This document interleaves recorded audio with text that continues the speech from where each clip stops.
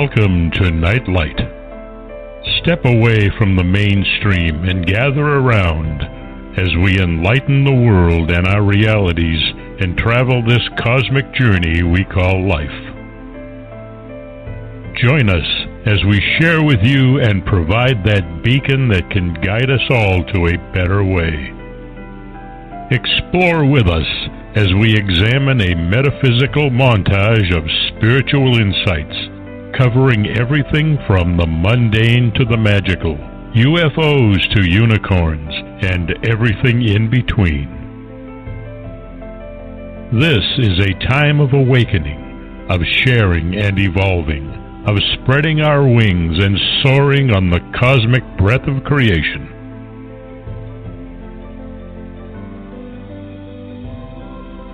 Come and join with other light-minded spirits as we weave our lights together to seek understanding, enlightenment, and, with a little luck, some wisdom. This is Nightlight, a reminder that you are never alone. And now, here is your host, the lovely, delightful, insightful, and all-around great gal, Ms. Barbara DeLong.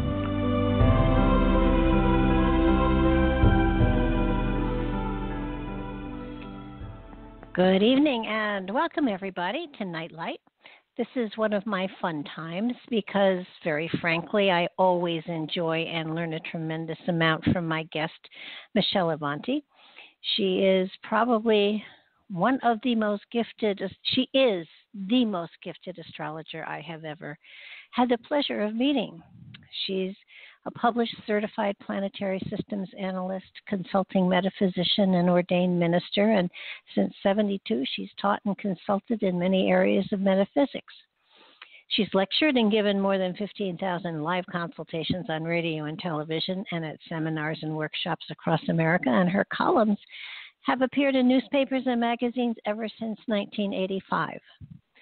Of all the radio shows that I do and have done and will do, hers is the only one I always have a notepad and paper out so I can take notes, because it never ceases to amaze me the insight and the magic that she can pull from an astrological chart. To me, it's just a pretty pattern. But then I guess Mandela's are to a lot of people, so I guess that it depends on where your area of expertise is. She is so clearly someone who is gifted not only technically, but emotionally, psychologically, and spiritually. There is a frequency that she emanates when she does a chart that is so profound that it's amazing. And for those of us who are fortunate enough to have a gift or two,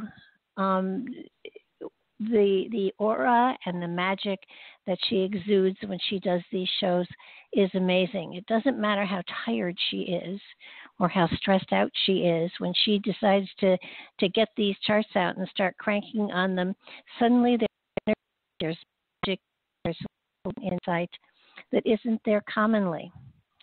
So those of you that have called in early, congratulations. You surprised the heck out of me because a lot of you were here before I was.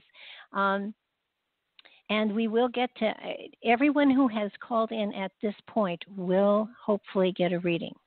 So let me unmute her microphone, and hopefully she's not yawning or sneezing or something. Michele, welcome to the show.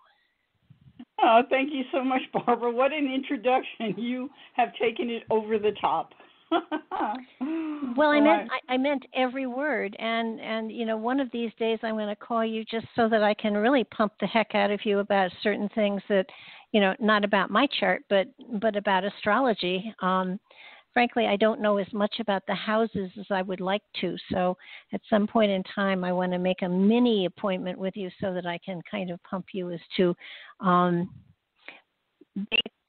key words you would attribute to each of the houses, because when I read my cards, I use an astrological spread, and some of them I'm very familiar with, only because they're really cool, and I know the last time we did this show, the one big thing that I wrote down on my piece of paper that, I absolutely, it's the fifth house is the house of falling in love, which I had not realized. So, I don't realize.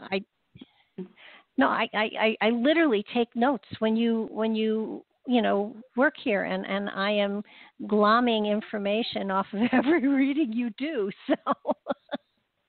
Well, cool. I have a way that when I'm teaching astrology to my students, I have a way that I do the houses that is so much fun. We should do it one night. Just do an introduction to the houses, and I think that everybody would enjoy it. I think I've told you this before. The greatest compliment I've ever received in my life. I've received some wonderful compliments. The ones you just gave me tonight are huge. But I was teaching class, and my class was about to start, and one of my students came in, and she had two children, a boy and a girl, and they were, I don't think the oldest one was more than 7 or 8, and they came running up to me. I'd never seen them before, but they came running up to me, and of course I embraced them. That was just delightful to me. And they says, "Oh, we love you so much." And I says, "Oh, really?" And then their mother said, "Yeah, when we get in the car, they always say, 'Could you play the tape? We want to hear her voice.'" Ah. Can you imagine that? Two little children. "You are so funny," they said to me. Well, I think the thing that, on top of your technical knowledge and wisdom and study and all of that crap, but what makes you as good as you are is that you truly get joy out of doing what you're doing. And that comes through. That comes through. I got to tell you, I said this to my sister the other night, and she kind of amazed me because I thought everyone was like me. We all think everyone is like us, And and I said to her, I said, "Well, I love everything I do. It doesn't matter what I'm doing. If I'm washing the dishes, I love it. If I'm washing the windows, I love it. If I'm doing astrology, I love it. It doesn't matter what I'm doing. I love it. If I'm making dinner for my dogs, I love it." So it's just, and she says to me, "Seriously, I don't love washing my dishes." I says, "I even love vacuuming." She says, "I can't stand vacuuming." Now I have to admit I'm with your sister on that one, but yes, I know what you mean, because when I had my car accident and I had to leave teaching, it enabled me to do this work full time. And this work is what I love. This work is what keeps me invigorated and happy and joyful. And being able to do this work as much as I do, I think is what keeps me alive. I can't imagine anybody not doing what is their bliss, and you don't have to do it as a career. You can do it as a hobby. So long as you are following your bliss, you've got joyfulness in your heart, and it's amazing. Yeah, I think that, though, we always have cause in our lives, and so we can choose, no matter what we're doing, we can choose to be happy doing it. We can choose to find joy in it. And I think it's really important for everyone to practice that, because some people have to go to work in an environment that is not friendly, or that is very difficult, and they can't just walk away from the job because they have children to feed. But they need to be able to go in and say, "As I enter this place, I am surrounded by angels. There is light everywhere. Everywhere I walk, I pour light. And I may not know why I am in this place, but I absolutely know that it is divinely appointed, and that there are people here that could not have my light if I was not here." Right. And if you think like that, you can find joy in being. And it's not that you have an ego about it. It's just that Spirit has placed you somewhere where they need a light right now. And maybe you won't be there that long. Maybe Spirit will put you somewhere where you can make more money and be cared for and loved and appreciated as everyone should be. Absolutely. Well, speaking of your light, we already have 15 callers. Okay, let's go to the phones. So let's open them lines. We have Donna here. Hi, Donna. How are you doing tonight? Oh, I'm great, Barbara. Thank you. How are you? We're terrific. Michele, yours. Yeah, tell us, Donna, what is your date of birth? When were you born? Yes, April 22nd, 1954 at 2:50 p.m. in Flushing, Long Island. 2:50 p.m. and Flushing. Okay. That's where they had the World's Fair, huh? Yes, it is. A long time ago. I think it was 1964, if I remember correctly. Long time ago. Yes. Well, some of us have memories way back. I'm in California. What's that? I'm in Santa Barbara, California now. Oh, yeah. Well, it's a beautiful place to be. My husband graduated from that university there. Oh, nice. Yeah. He loved being there. He played football and volleyball and everything else. And there you play beach volleyball, which is pretty cool. Okay, let's take a look at your chart. What do you want me to focus on? And we'll take a look. I guess finances and love life. Finances. Okay, let's take a look. You were born with Neptune in the house of money. And you have Saturn there, too, which, thank goodness you have Saturn there. But you were born with Neptune in this house. And whenever I see Neptune in any house, it's creative, okay, and it can make you very inspired and intuitive.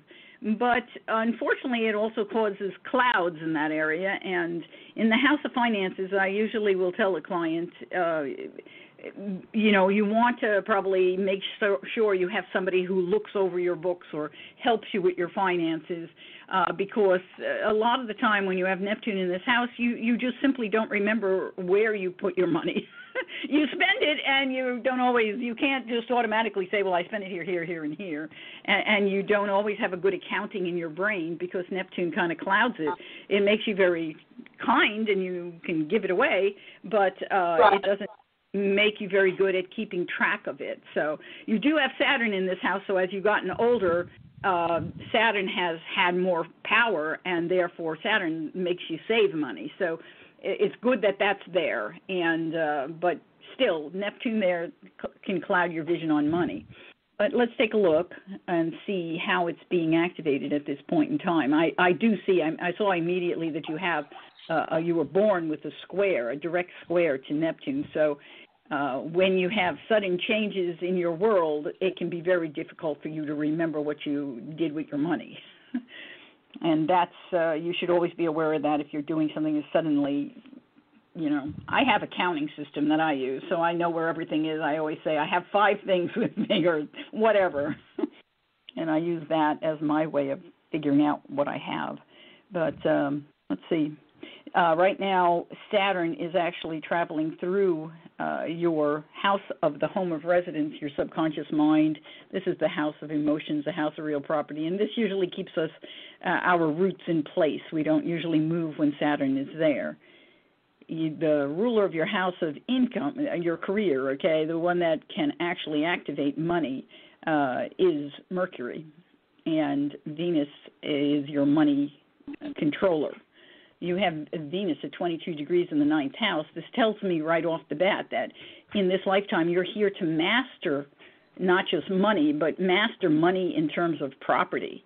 You are here to learn how to make sure that you know you are in control of money and the property. Keeping your right to property is a statement there, and understanding the law to hold on to money.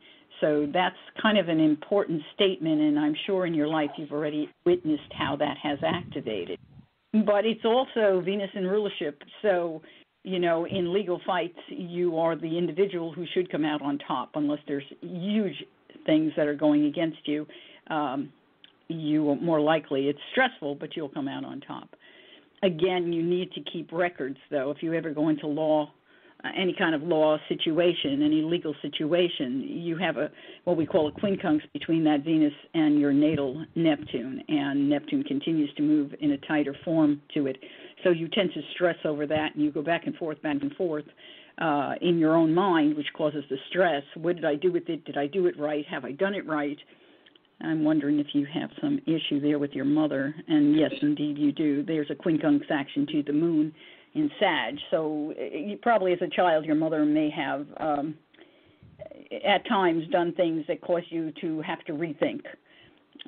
She put you in some kind of positions at different times, and she seems to be, the moon in Sag is a wonderful moon. It's also at 22 degrees, by the way. And so, again, it's a statement of mastering the emotions in this lifetime and mastering the tongue as it relates to the emotions, because moon in Sag says, I want to be friends with the world. I want to be able to communicate with everybody. I want to connect with everybody. I want to touch spirit. I want to be able to experience life beyond this home. And that's wonderful, but that quincunx action can sometimes put you in jeopardy, so you have to be a little more cautious about how open you are and how much you say. It can actually stress you in the long run. So there's something there with your mom that set this in motion a long time ago. But that's good. You know, we bring people into our lives so that we can learn. The beautiful news to that is your mother also empowered you in many ways, and she comes from a connection with you from a past life. And that past life is indicative that it was you were in a very powerful position. Based on this, it looks like your mother may have been a priest in that lifetime, or someone like a priest, a minister, a person who could have even been an attorney, but it doesn't feel that way to me. And you were someone that she counseled, someone who had money. So, and this is a long time ago, but I keep getting a medieval time, so you'll just have to look at that. At any rate, seeing what's activating your midheaven or activating your money, let's see what's coming up for you. Jupiter right now is moving in an opposition, which is not necessarily a good thing, especially because you were born with Jupiter in the 23 degrees of Gemini, so it's going to cause more of a stress experience when it hits 23. It won't stay there very long, but that's going to happen probably in April or May of next year. And so you may find there's a period of time there where you're stressed. So I would recommend that before you get to that time frame, save money, put it aside. Don't allow yourself to be in a position as that time comes where you've been spending money because you had it and don't have it when you need it. Do you see what I'm trying to say to you? So that's important for you to be aware of. And I can move this in a minute here and just nick that down to a closer time zone. But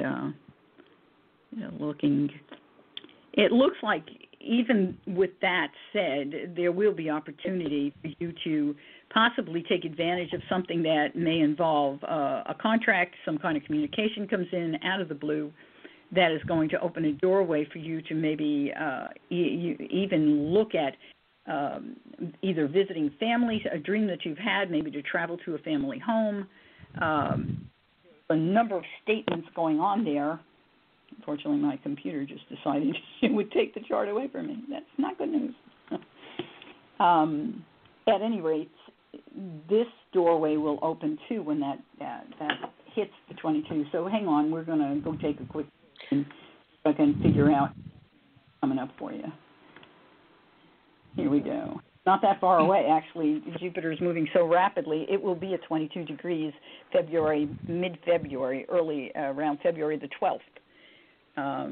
So you're looking at the first week in February, the last week in January. The first 2 weeks in February are going to be a period of time where a doorway may open for you, but it is not without some challenges. So you'll have to take a look at how that works, because it says to me there's a balancing act with money, there's a balancing act with how much I should spend, and you want to be cautious. It's not a doorway that is going to necessarily give you a new job. As a matter of fact, it looks like it could be a very big challenge with any. It could be a challenge regarding a job. Let me look a little further on that. Yeah, but actually, it looks like the challenge comes before that. So this could be a doorway after the challenge is faced. And that challenge isn't too far away, so this is probably why you were wondering about it. You may be very much aware of this already. Let's see, we're the 12th right now. Sort by weeks, but I can't. So it's applying even as we speak. Have you, with this statement, there's a statement here that your career is causing you stress, and it's some form of communication is coming through that may be coming from like the background or words in the corridor or whatever. It's not out front necessarily, but it will be. It will become out front if it hasn't already. But it's causing stress. So that is going on. But even this does not necessarily say that you will lose that job. It just says that there's stress and you will have to reassess it. So you want to be creative and find another way to make it work. That is still possible with this combination. See if Saturn's doing anything at that point. Unfortunately, Saturn's going to... Yeah. You kind of have to move on. Oh, okay. Have I helped you at all? Yes, very much. Yeah, I'm not working at this time, but I'm going to look for that door opening up around the second week of February for something for me. That'll bring in some money. Okay. That resonated with me. Thank you very much, Michele. You bet. Take good care of yourself, Donna. Thank you. You too. Have a nice holiday. Bye, Barbara. I know you could do 2 hours on every single one of these people. I know I could, and I want to give them everything I can while I have them. So, well, we'll hit as many as we can and get as much as we can into it, and you can't talk much faster. So we've got a Skype call PM here. Hi, you're on you're on the air. Yes, my name is Trish. My birthday is 9/18/1960, 10:48 p.m. in Rochester, New York. Let me see if I got that right. September 18th, 1960? Yes. 10:40 p.m., did you say? No, 10:48. 10:48 p.m., okay. And Rochester. We won't go there. I used to go to school in Rochester. Okay. I went to RIT. Oh, I'm sure there's some stories there. Oh, yeah, I think so. Okay, let's take a look. Trish, let's see what's going on. And do you want me to focus on something in particular? Career and finance. Okay. I guess we're going to have a career finance night. All right, let's take you have Aquarius, the midheaven, and that tells us in terms of career, you're someone who doesn't like to do the same thing over and over. You're not a rote person. You're not a person who is good at standing at or sitting at a machine or something. You're someone who has to have change in variables. And so let's see what activates Uranus. Uranus rules this house, and it's in a retrograde right now, but I don't believe it's going to go all the way back to activate that. Let's see, Saturn's at 11 in your chart, and Jupiter right now is at 13, and it's really activating. It has already activated, unfortunately, your Saturn, so there may have been an opportunity, but you missed it. There should have been an opportunity in the workplace or for a change of work. Don't think it's going all the way back to that. Oh, you know what? It's activating the progress, though. Have you been looking? Have you put in resumes or anything? I have. I just recently started in the last month. Good for you, because this activation could open that doorway. Let me see if we've got something that will kick it into place. Actually, the moon right now is in Libra, and it is going to go into Scorpio in the next day or so.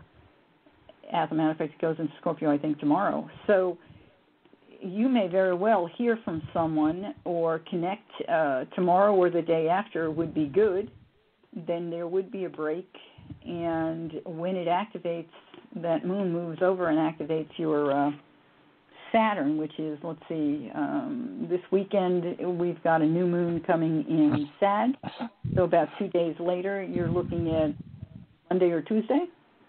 The moon again will activate your Saturn. So there's a couple of times in there when you could end up with a good connection. let me see if we've got anybody else helping you. I've had a lot of unusual expenses this year, and I'm hoping that's over. That is also you have the moon. Moon rules your house of money, and that's not always easy. The moon, as we know, it moves through signs very rapidly every 2 to 2.5 days. And when the moon is the ruler of your house of money, it fluctuates just like the moon, and you don't have it doesn't ground you. The good news, no, the good news isn't there. Yeah, no, it isn't there. Sorry.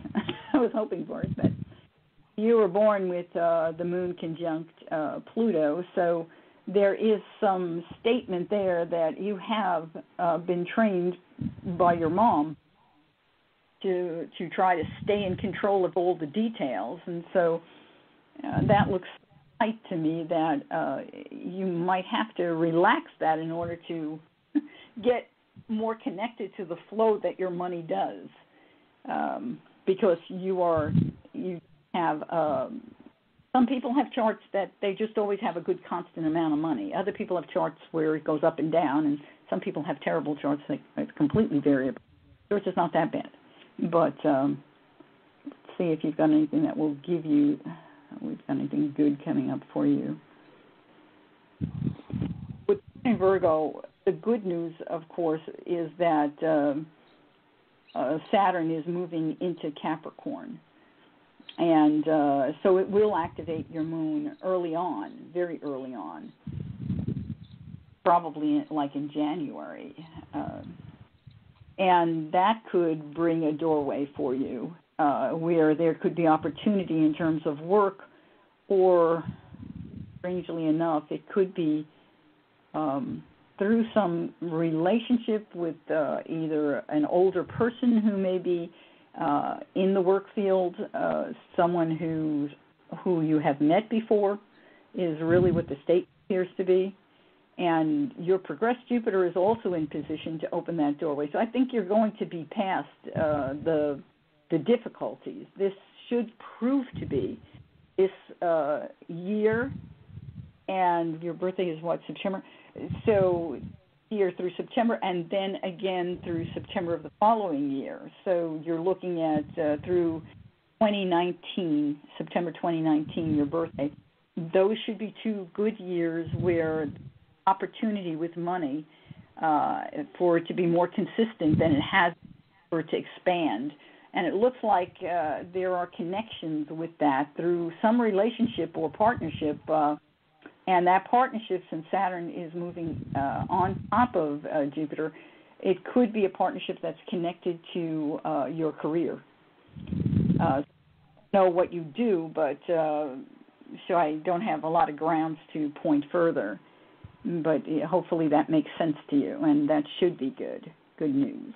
Yeah, at the moment I work for a large software company, but by looking to leave, there might be something new.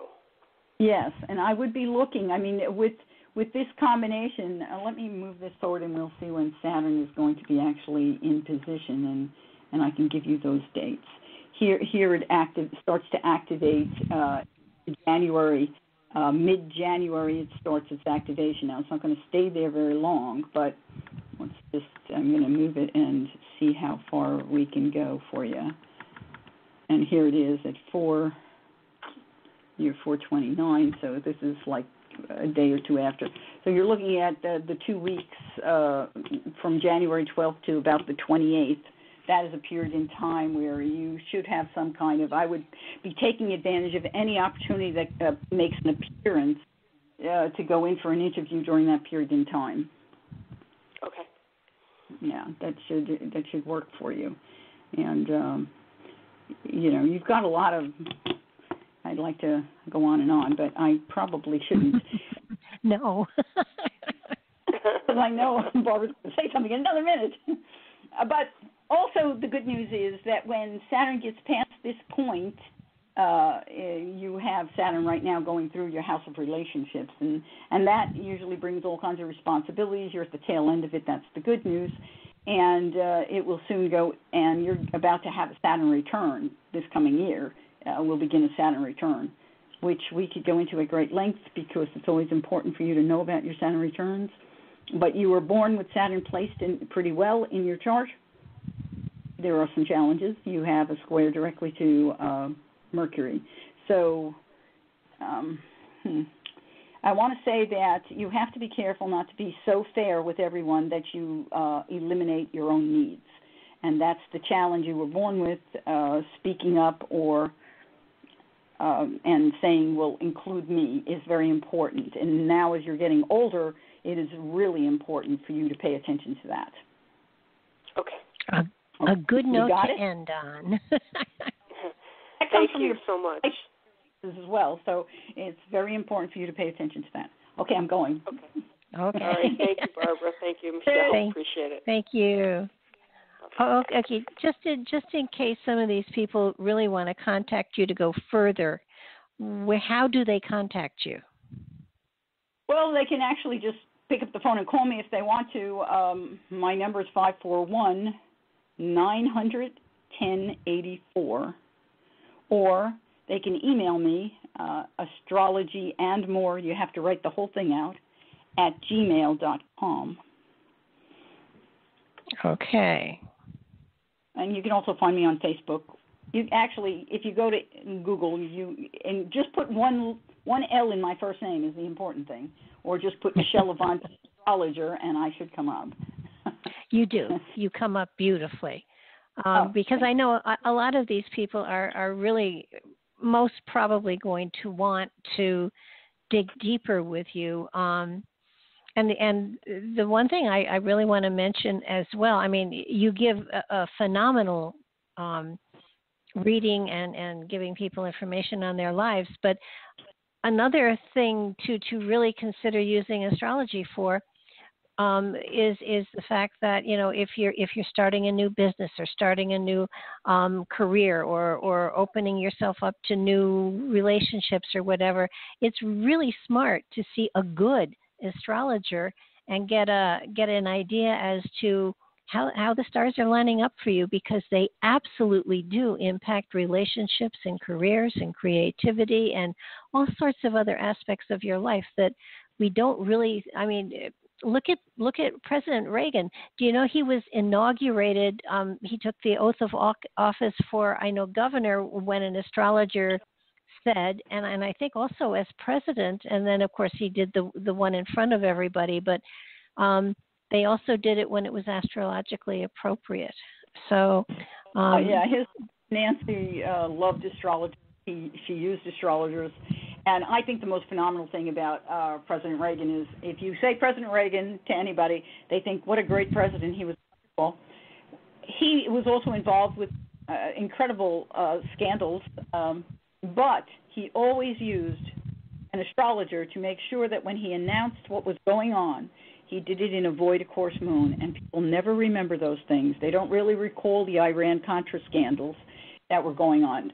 There are a whole bunch of horrible things that went on for Ronald Reagan, but most people, if you ask, they think of him as a bright star on the horizon. Mm-hmm. And that's some of the brilliance of astrology. But talking about relationships, I call it in my classes, astrology is relationship insurance. If you're getting into a relationship, you should definitely take the time, have a good astrologer work with you, because when I work with two people, and I like to have them both on the phone at the same time, you can see in their charts the challenges that they bring into the relationship, the challenges that belong to each of them. So that what happens in relationships is we attract to us people who can activate the challenges that are in our natal charts. And instead of understanding the challenge, we nearly always will try to transfer it to the other person and say, that's the reason I have this. She's the person or he's the person. And it's not them at all. They're there to activate that challenge so that you can learn to work with it. And when you work with an astrologer will tell you those things and show you the release valves and show you how that person will activate it. And when I do it, I like them to also have some dates so they can verify it for themselves because we can give you dates. Wow, yeah. Okay, we've got Erica on the line. Hi, Erica, you there? Hi, yes, thank you. What's your date of birth, Erica? Hi, it is December 4, 1993.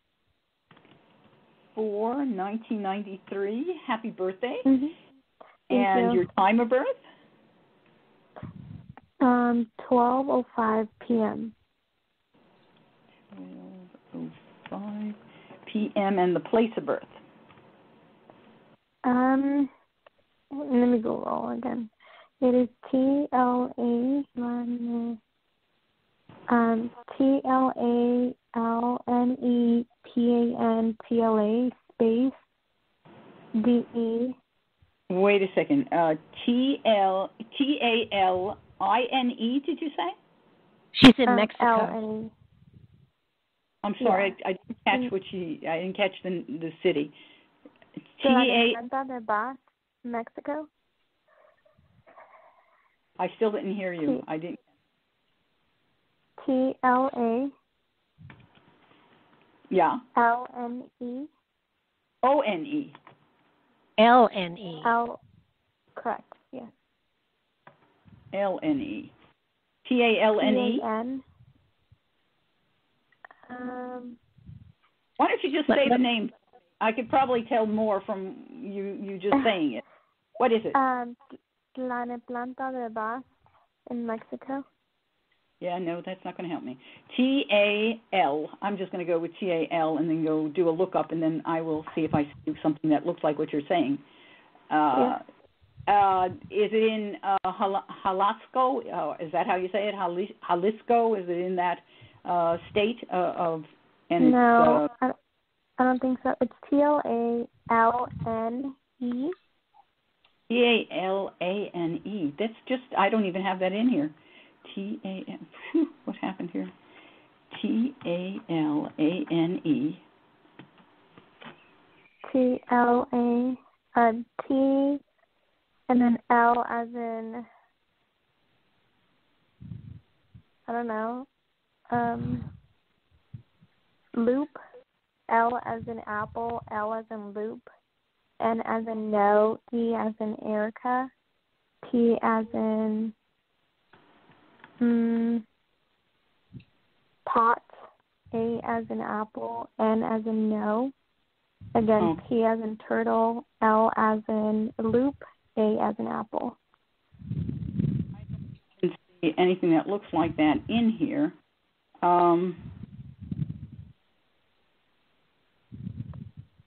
What state is it in? What state? Do you know the state that it's in? I think it's in the capital. It's in the capital. It's a DF. Do you know the longitude and latitude? Give that to me, and I'll get it. No, I don't know. It's on Google though. Darn, this is just not. It's not acceptable for me not to have what you need. It's kind of annoying. I can, yeah. How about are you in the chat room? Yeah. Why don't you type it into the chat room? Oh, that's good. You could give it. Then you could read it to me, or I could look it up on the chat room. I mean, how do I do that? Yeah, I mean, if she types it into the chat room, I'll read it out to you. Okay, that'd be great. I just went in there, and it's not. We did start with the right letter. T was the right letter, right? T as in Tom? Yeah. Yeah. T second letter was Tom. A as in apple? No, second letter is L as in loop, and then A as in apple. Okay, that's probably where my problem was. I never caught the second letter as L. Now I found it. Okay, I've got a lot of them that go TL. So, wow. T-L-A, and then L as in loop again, and then N as in no. Okay, and hang then on. E as in Erica. Hang on a second. T-L-A-L. And then E. What's the letter after the second L? N as in no, E as in Erica, and P as in pot. And the chat room is not letting me type. Oh, you're a guest, aren't you? Mhm. Okay. But So it she's a should guest. let me, and it's not. I've got No, it. no, you're. Let me read these letters back to you. TLALN as in no, E as in elephant, P as in panther, A as in apple, N as in no, T as in teapot, L as in long, A as in apple. Is that correct? Yes. And then you have the space, DE space, BAZ. I don't have any other. That's it. That's the only one that I've got. That's that. Why don't you And run with that one? I'm gonna run with that one, and and that is in Mexico, the city, the county of Mexico, the main. So that's probably the right one. Yeah. All right. Let's go with that. And sometimes this is challenging. You know, we do the best we can, though. So, and I don't want to read a chart that is not the correct chart. That's a waste of our time. So, I'm sorry to everybody who had to wade through that with me. Okay, so now what do you want me to focus on, Erica? I have the chart. Just career and finance. I recently graduated. Let's see school, here. And I feel like it was such a waste of my time. I regret going to school because it doesn't pay off in terms of money. Yeah, well, you know, what you have, let me just talk about a little bit about what your natal chart says about career for you, okay, how you would make your money. You have Aries on the second house cusp. That second house is the house of how do we make money and really how do we spend money and what do we value. And Aries says, I value athleticism. I value outgoingness. I value being outright. I value being out and about. So that doesn't... me right off the bat, you know, being in any kind of confined spaces is not the kind of work for you. The midheaven, which is the house of career, you have Sagittarius. Sagittarius is the world traveler. Sagittarius is a fire sign, just like Aries is a fire sign. And the statement is that I want to be worldly. I want to be able to explore. I don't want to be bound. Now, Sagittarius does rule attorneys as well. So it rules the internet, it rules attorneys, it rules all forms of legal process, it rules all types of sexuality and religions, and so everything from a tour guide to advertising and marketing on the internet to legal process in between, it rules all of that. Which gives you an enormous space. You have the sun right at the midheaven, and you have Mars with it. Mars is the ruler of your house of how you spend money. You should be able to make a good living in this lifetime, and it should be a Sagittarian living. What were you going to school for? I went for law. That fits you. Political science. It does not surprise me at all that you would go for law. That it fits you. You're working your chart. But the sixth house is the house of our workplace. So it tells me where you would enjoy working, and you have Cancer on this house cusp, which says I'd like to work out of my home. So where we've got all this outgoing stuff, then there's a part of you that says, yeah, but home would be the best place to work. So you have to work in an environment that is comfortable. So it's more of a family law would be more the kind of law you would be doing. It would be more involving children, for example.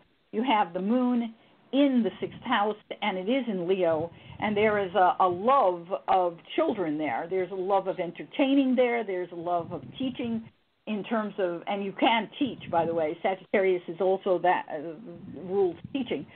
But there's also the statement of international in all of this. So international law that might regard children would be something that would fit you, especially if it was some kind of a family organization. So now let's take a look a little further. We know what the moon's doing. We know, let's see what your Jupiter says. Jupiter is in Scorpio. Yeah. So politics can be taxation. Now we got the boring part, but it's not really boring because it's the things behind the scenes. And if you take this in another direction, like towards spirituality, is a statement that you would do law for, it would be the secret laws that you would be handling. It's kind of an interesting statement. Of course, taxes is a kind of secret law, too. So there also can be inheritance, estate taxes, estates, those kinds of things, because Jupiter also rules inheritances, while Scorpio is the house of inheritances. So you've got a number of things. Have I hit any spots that you feel drawn to? I think all of that. I think that you were pretty spot on. I am after the money, so but I also like to kind of work in my own terms, although I'm pretty good at working a regular job, like a 9 to 5. And I recently had an interview on Friday at a courthouse for clerk at the district court. I was wondering how you see that one going.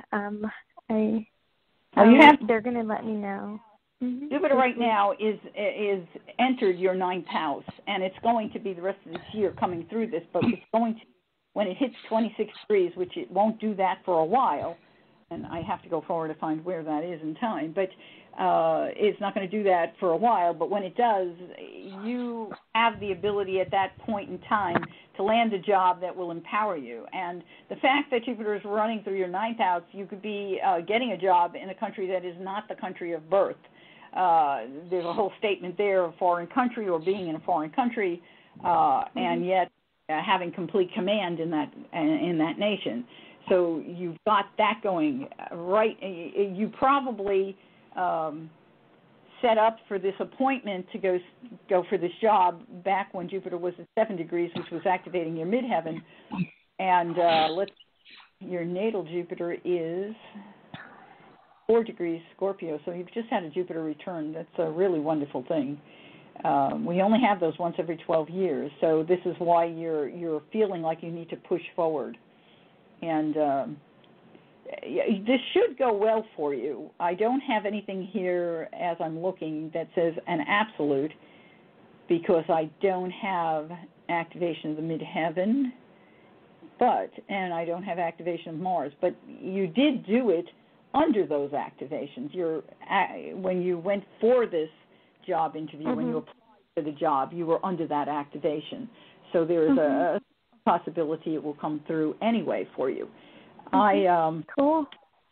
Yeah, you have right now your progressed Sun, Mars, Mercury, Neptune, and Uranus are all together in your 11th house. That's the house of what we wish for, what we desire in our lives, what we're driven towards. It's also the house of international relationships in terms of big service companies that, it would be like UNICEF is in this house, to give you an understanding. I mean, they have attorneys in UNICEF.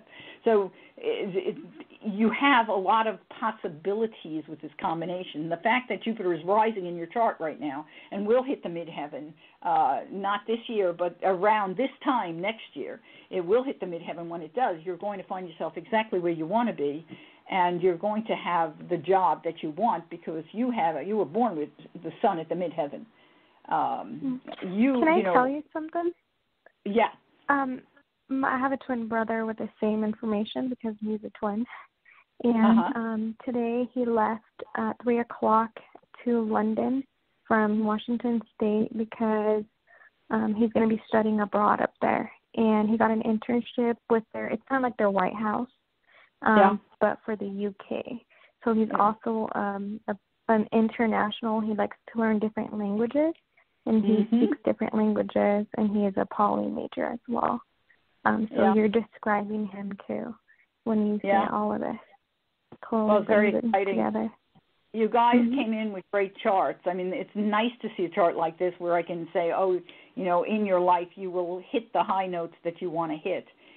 You've got that going for you in this chart.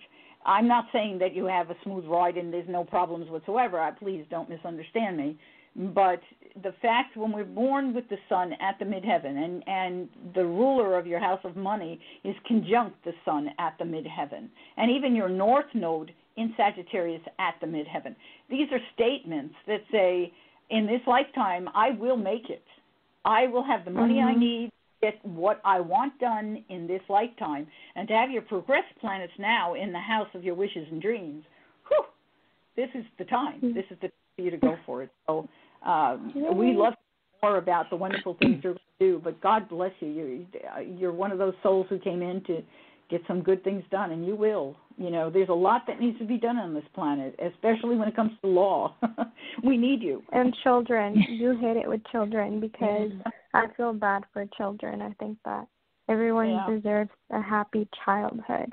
And so I feel really bad for the children that don't have a home internationally, like in the really third world countries, or they don't even have clean water.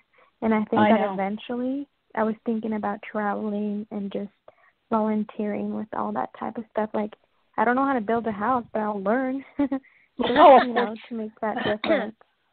There's thanks for calling, Erica. We have to move on, Michele.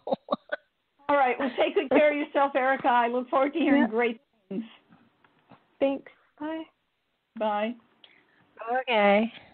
Okay, we have Christopher now. Hi, Christopher. Are you still there? I am. Okay, Michele, you're on. Hi, Michele. What's your date of birth, Christopher? It is 7/12/89 at 12:43 p.m. in Bartlesville, Oklahoma.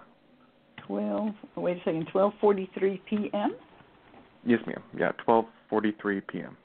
And what was the city again? I missed that.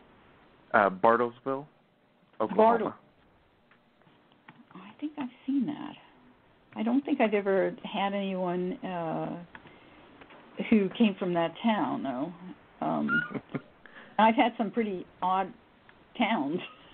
Right. Some odd towns, as I recall. Yes. I think I had a client from a town called Nesimo or something. It's a real weird, strange name. Yeah, And we set the biggest twins at the time. You what? I have a twin sister, and we set the record for the biggest twins at that time. Wow, what's the chance that we would have twins in a row? That is like mind blowing. All righty, well let's see now. What would you like to look at, Christopher? Oh, I love that we're getting young people too. Right, career and finances. Okay, yeah, you have Jupiter going through your second house right now, so you should be having money come in. When we have Jupiter in this house, opportunities come to us for us to have money, and we literally can have money come out of nowhere if we're having a hard time with it. Your progressed Jupiter is on the rise, and it's getting close to your midheaven. You were born within the 9th house, so you're somebody who would be great at anything in the field of communications. You have it in Gemini in the 9th house. And as I said to the young lady a few minutes ago, the 9th house is the house of the internet. It's marketing. It's every kind of international relations, including outer space. I mean, NASA is in the 9th house. You've got, you name it, higher education is in this house, all forms of universities, and international travel.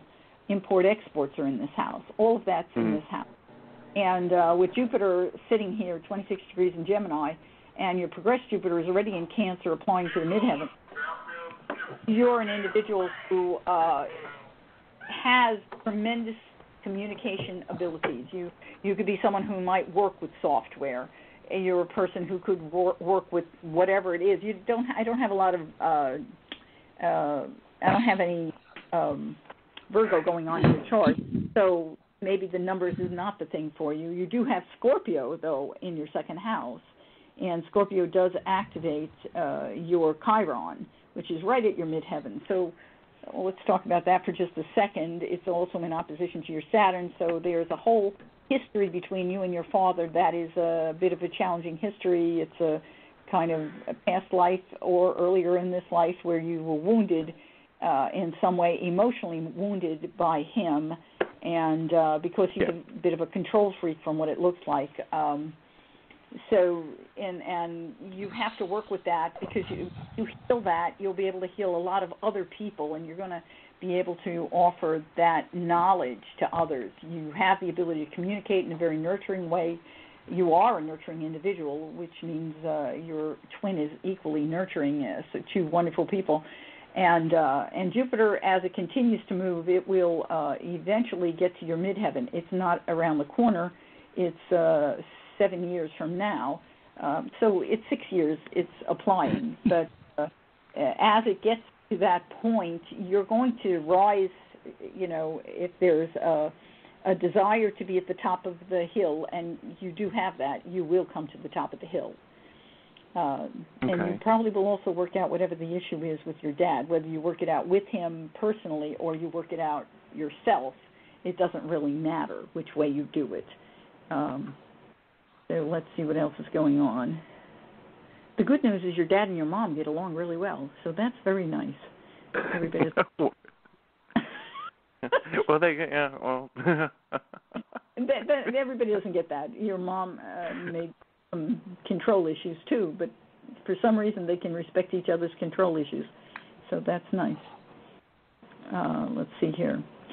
Right now, your progressed moon's at 22 degrees of Scorpio, so there is a statement going on there in your second house, so that you need to come and master what your desires for understanding or for what your true values are. What is the hidden meaning of money? What is the underlying issue of money, and how I spend it and why I spend it and who I spend it on. With Scorpio, you can squirrel it away and not spend it at all. You spend it in secret places is the statement.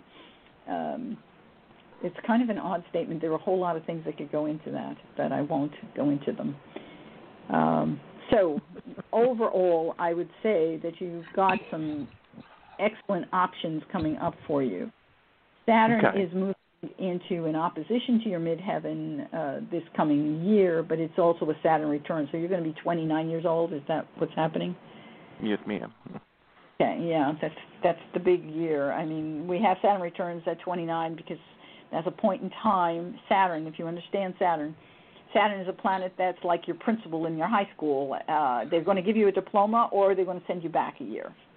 So if you've been doing Saturn has been asking you to do, you will get that diploma. That's what happens. Get the Saturn return. And the issues of your dad that I've brought up, you really need to think about what I said and apply it because you understand better. If we had a discussion, I'd be able to probably drive more information home. But that opposition that's in there, you need to go in and take a look at it because when you have the Saturn return, it all comes back to the surface. So if you work it out and think about it and work through it before that return happens, that return is a huge bonus to you instead of being a challenge. Right, okay. Okay? Awesome. Any other questions maybe that I need to answer right away or if I can? Not that I know of. No, you've answered everything. Thanks for calling, Christopher. Bye-bye now. And let me add one more thing before to get off. Hopefully he's still listening. Neptune is about making a trine to your Chiron, your progressed Chiron. So allow yourself to open up to the visions or intuition about this issue that we were just discussing with your dad. Okay. Okay? All right. Thank you. Good night now. Take care. All right. Bye-bye. Okay. Alrighty now. Let me see. I'm so grateful. You're so what? I'm so grateful. Yeah. We have some young people calling. I so wish I could give everything that I know to the young people so they could go forward faster. Well, you're giving a tremendous amount of insight to people, and of course what they do with it is their choice. So we've got 678-471 on the line. Hi, you're on the air. Hi, who is this, please? Yes, this is Regina. Hi, Regina. You're on with Michele. So, what's your date of birth? Thank you so much. My date of birth is January the 8th, 1979. January 8th, 1979? Yes. I did get that right. Okay. And the time of birth? 8:18 a.m. 8:18 a.m. And the location? Dublin, Georgia. Dublin, Georgia. I know where that is. Yeah, I lived in the South for a while, so lived in too many places. And here I was. Okay. And Regina, what can we do for you? You are a woman with Uranus at the midheaven. Wowie gazowie. That requires a lot of change in careers or a lot of ups and downs, or sometimes it can be instability, but if you have enough variety in whatever it is you're doing in your career, it'll work for you. So anyway, what was it that you want me to focus on?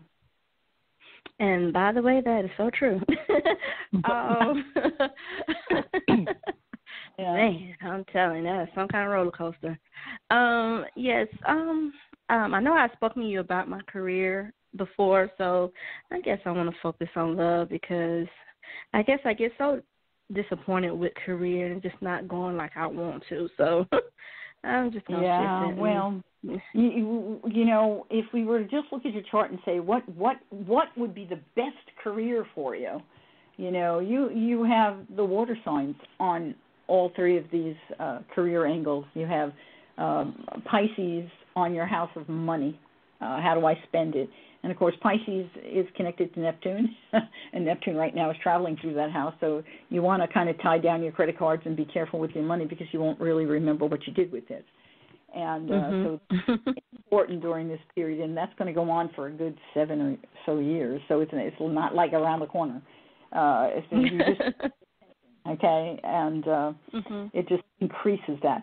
But it's a statement that says you like to spend your money and on things that could be spiritual, things that are involve compassion for others, and at the same time, there are things that could be frilly and romantic and idealistic and even fantasy. So all of those statements fit Pisces. When we come to the sixth house, which is the house of the workplace, you have Cancer on that house, and Cancer, of course, is the home. And there's a statement there that I'd like to work out of my home, or at least I must work in a very comfortable place. When we look at the moon, who rules this house, you were born with moon in Taurus, and you wonder you and Uranus. Oh my God. Having the moon in Taurus and in the fourth house, you're a person who can sometimes really put your feet down and say, I'm not doing that because I want to do this. And you can get stuck, okay? You have to be careful of that. You have a tremendous love of good craftsmanship, of beautiful things, of luxurious things, and there's a desire to have your home that way. I mean, if we come to visit your home or take pictures in your home, we would see things that are just beautifully made because that is part of who you are. You have to have that. That is necessary for your well-being. So don't let anybody tell you you shouldn't be doing that, it's spending too much money or whatever. Just make sure you pay attention to how you spend it. But that moon in Taurus opposes Uranus at the midheaven, and Uranus, of course, is all about not having your feet rooted anywhere. It's all about freedom. And so you're constantly having a bit of a struggle with your workplace or your career, and the career's need for you to make change because you're a person who prefers to be rooted. If you don't already own a home, you should definitely be focusing on getting one because Moon in Taurus wants to have a home. It desires a home. It wants to own the home. It doesn't just want to rent the home. It's got to have it. It's important to have the paper when you have Taurus involved. So right. At least I got that. At least I got a house.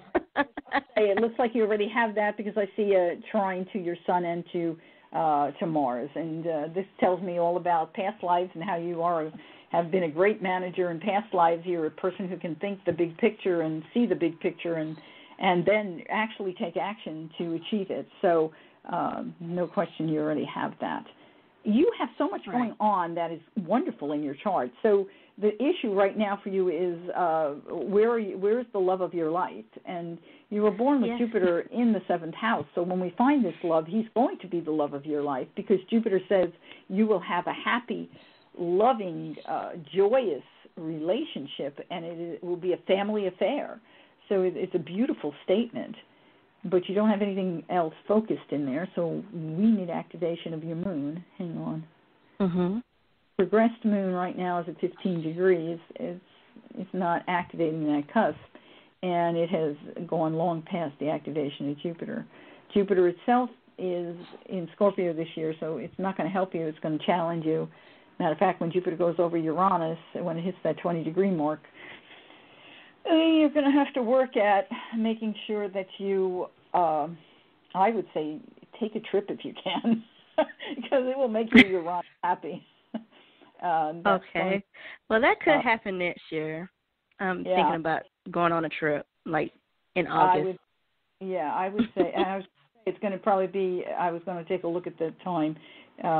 It's going to hit that point even in February, so you could even go in February if you have an inkling of anywhere you'd like to go. I have some money for that. Yeah, it is also going to go retrograde right away, and when it goes retrograde, it'll go way past, and then it's going to come back. And when it comes back, it will be, let's see how it looks in August.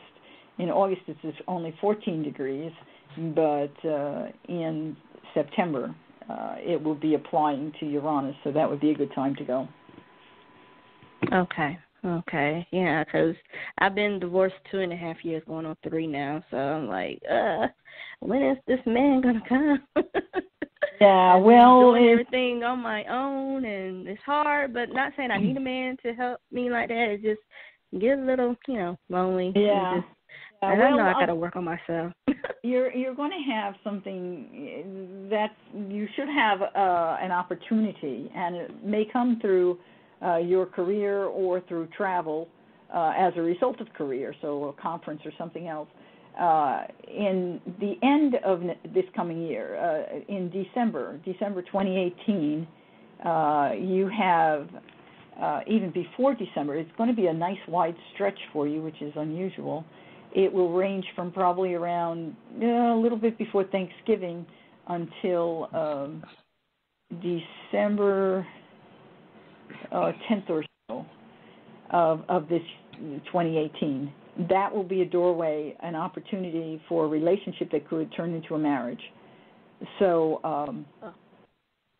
that's a real nice opportunity. Let me see what we've got also, if we've got other support.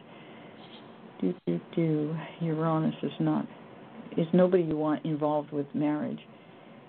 But Saturn is can bring kind of stability, but it's not really doing anything at that point.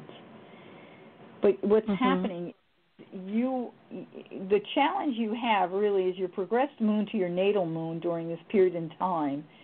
So there's something going on there, and I don't know if the person is going to live where you live, because this seems to be a statement of, I want this relationship, but I'm not sure, and you're going back and forth in your mind.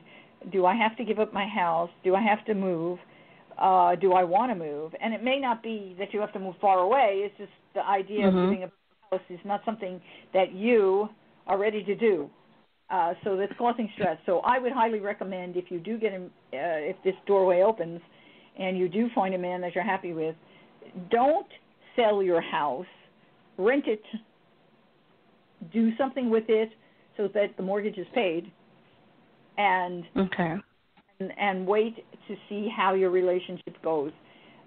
Because I've witnessed clients over the years who accidentally will go forward and sell their house, and then they get very unhappy about it, and then that causes resentment, and that hurts the relationship.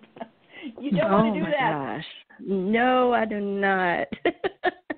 Especially with that moon. Okay, and that's the funny thing. I was going to renovate my house inside out, like just, new paint, new hardwood floors and everything. So that's the goal next year. Well, get that going. You'll achieve that. Michele, we gotta move.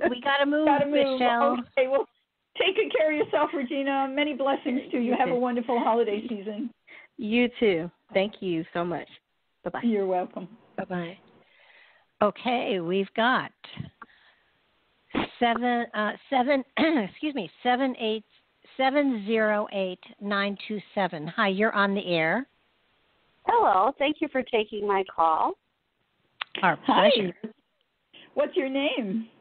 My name is Barbara. Barbara.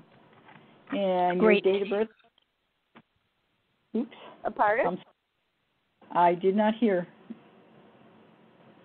I didn't hear what the question was. What's your date of birth? Oh, I'm sorry. February 20th, 1956, Chicago, Illinois. And you want the time? I certainly do. 12:18 p.m. lunchtime. 12:18 p.m. Okay, why my computer decided to do that? That's weird. 12:18 p.m. Chicago, Illinois. You can really tell Mercury is retrograde. My computer is doing things I have never seen it do before. In Chicago, and it should automatically add Illinois, and it went to Ireland. What? Wow. That is so, weird. Maybe it's a profound, maybe it's a fortune telling on its own.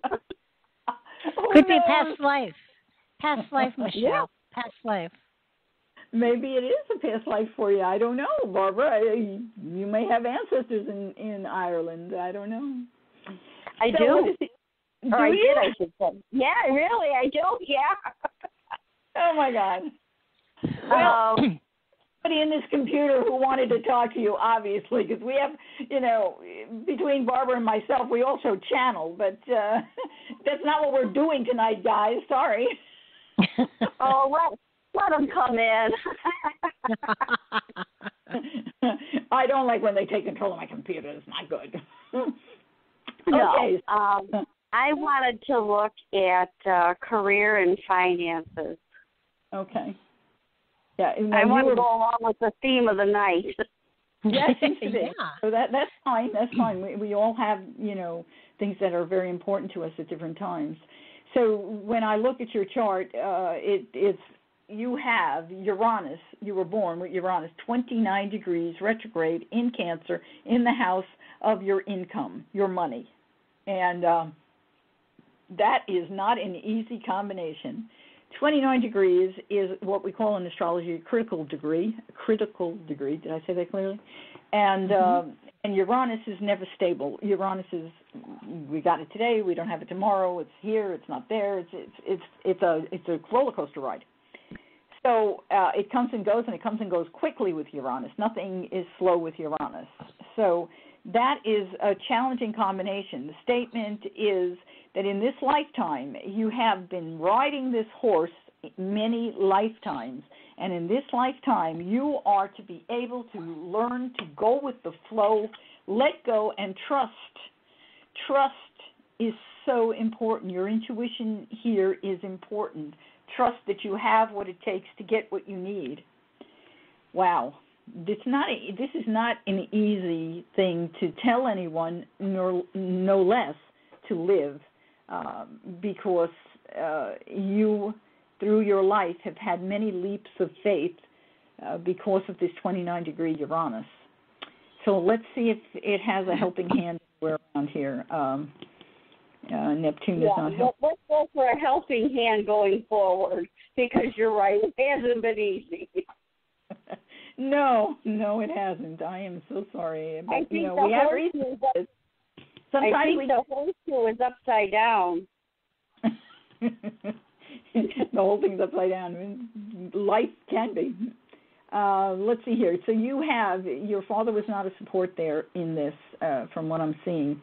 Your sun is 1 degree. You just began Pisces. You're at the very beginning of Pisces, and Uranus is the very end of Cancer. So that's that quincunx 150-degree measure. So it's your dad.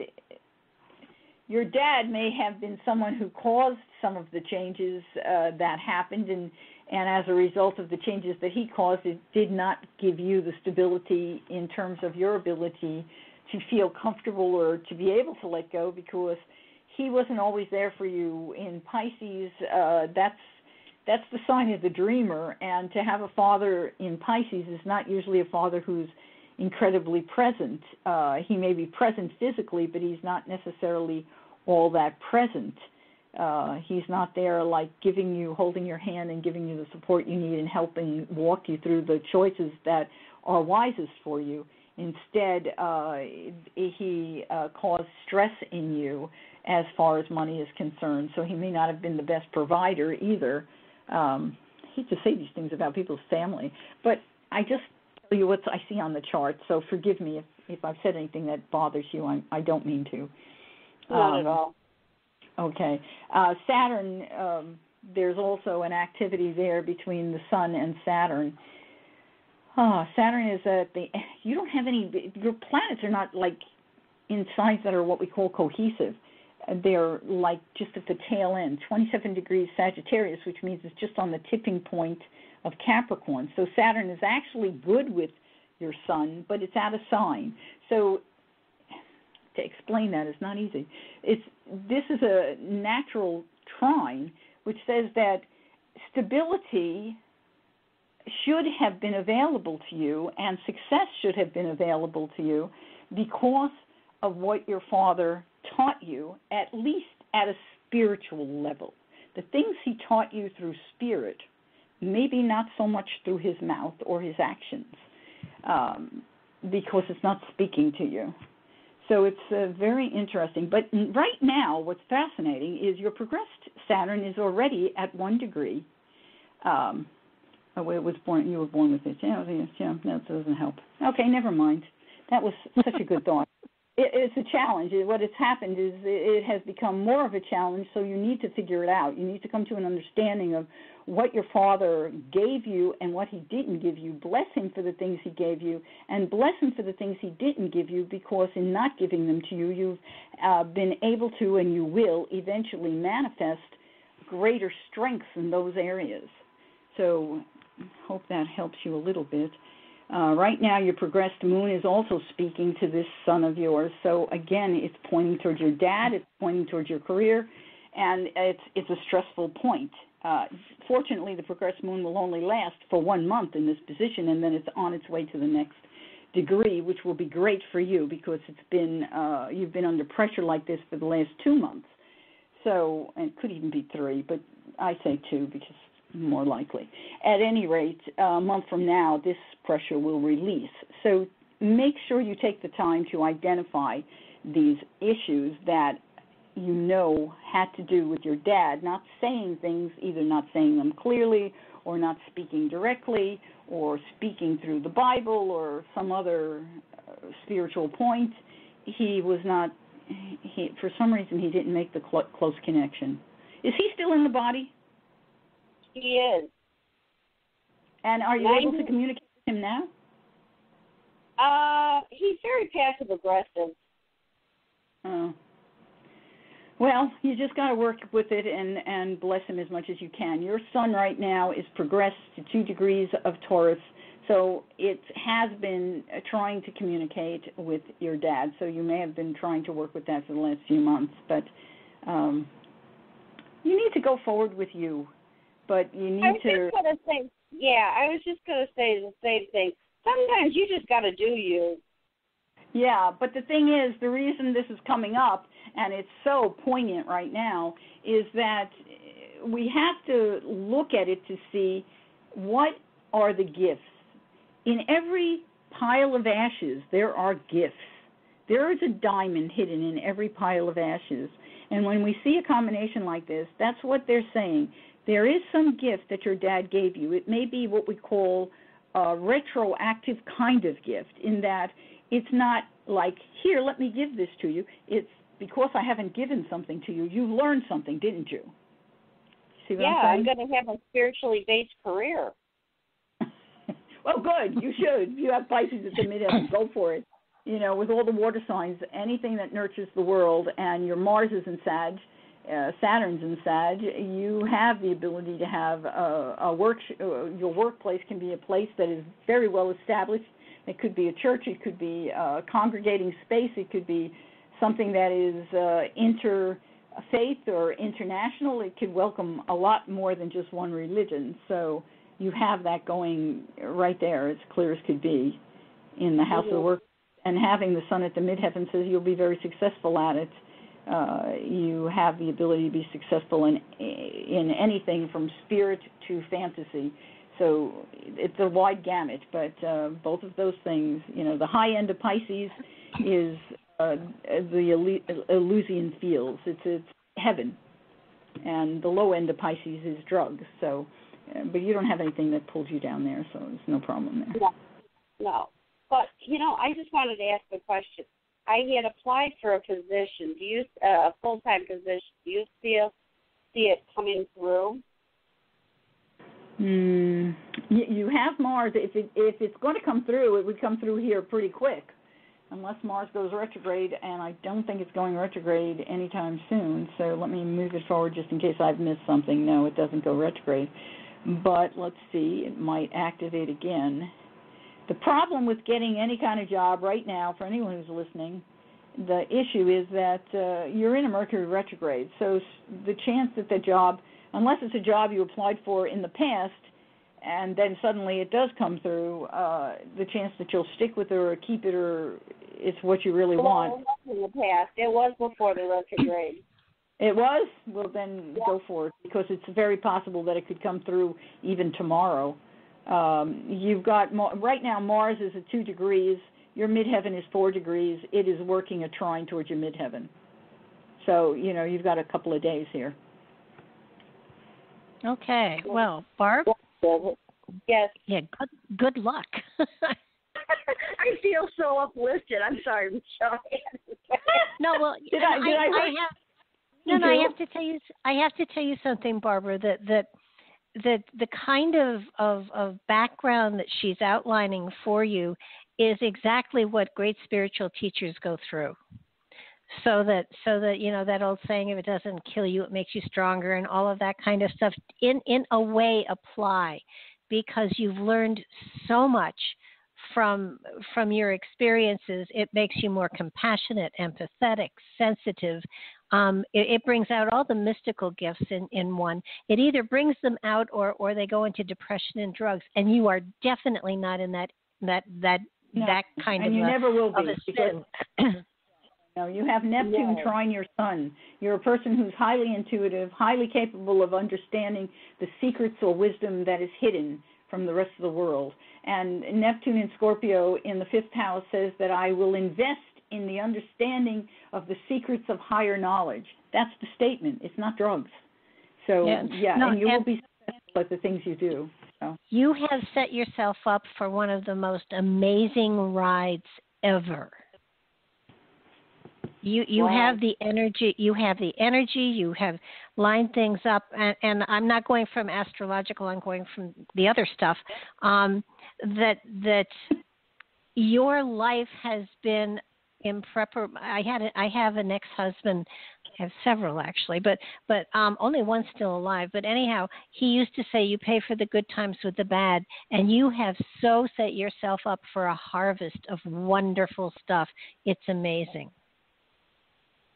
Boy, I really keep trying to feel that and know that it's coming and that it's on its way, and that's the only thing that keeps me going sometimes, because it's pretty tough, ladies. I'm not going to lie. Well, I know it's tough. But what you set yourself up for is magical. It's great. And you survived the crap, so now enjoy the good stuff. Well, let me ask you this, Barbara. Is it soon? Soon is a relative word. Yes, it is soon. How old are you now? I didn't grab your year of birth. 1956, so figure it out. 61. I'll give you a heads up. Okay, that's great. That's great. You've passed 50. You're on a roll. Yes, it's soon. Yeah, you've already gone through your second Saturn return. And that in itself is a gift, because that was no take for you. That was usually difficult. It was extraordinarily difficult. I wouldn't wish it on my enemy. Well, that was a quincunx with your son. That is the whole reactivation of the issues of your father. All of it back at the surface. So, boy, your chart really speaks about him. I gotta contact you. Hold on, let me. You know what she said? Barbara had said the number, and I didn't quite get your number. Let me see if I just can one. Okay, what is your Michele? number? Yeah. Oh, my phone number is 541-900-1084. And yours, Barbara? Mine, 203-758-1210.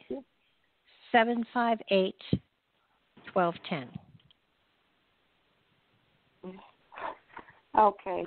Well, like I said, I'm glad you gave me a little glimmer of hope because I kind of need it right now. You have no idea the great stuff that's coming, but Barb, we got to move on. Thank you, dear. I appreciate your help. Take yourself, Barbara. Allow your guidance to guide you because you've got very strong intuition. But, you know, I don't know if you ever listened to Cryon, but I like one of the stories he says. He says, a lot of you light bearers that are old, you think that train has already left the station and you're standing there with your ticket. The train hasn't arrived yet. You just got there early because you're one of the early ones. I love it. Well, that's right, because I plan on living to be 100, so I got a long ride on that train. Yeah, yes, you do. He wants you to go for 900, so hang in there. Okay. Oh, my. Thank you. Yeah. Good night, Barb. Good night. Night. Okay. She's a cool lady. Yes. Okay, we've got 845-920 on the air now. Hi, you're on the air. Hi, thank you so much for taking my call. I'm really enjoying your show. Thank you. I greatly appreciate it. Oh, awesome. What's your name? Yeah, Katie. Katie. And yes. And what's the date of birth, Katie? 6/26/75. 1926 to 1975. And your time of birth? 6:34. I'm sorry. Oh, wow. Oh, my goodness. I just gave you my dad's date of birth. 5 2's on my mind. 5:26 p.m. 5:26 p.m. And where were you born? Bronx, New York. Bronx. That's where, well, that was close to where I was born. I was born in Yonkers. Okay, yeah, same thing. I was born in Bronx. I was born in Bronxville. So. Oh, yeah? Yeah, my mom was born in Bronxville. Oh, look at that. Wow.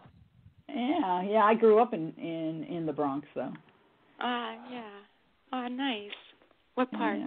Well, early on, Pelham Parkway area, and then later on, Marshalloo Parkway.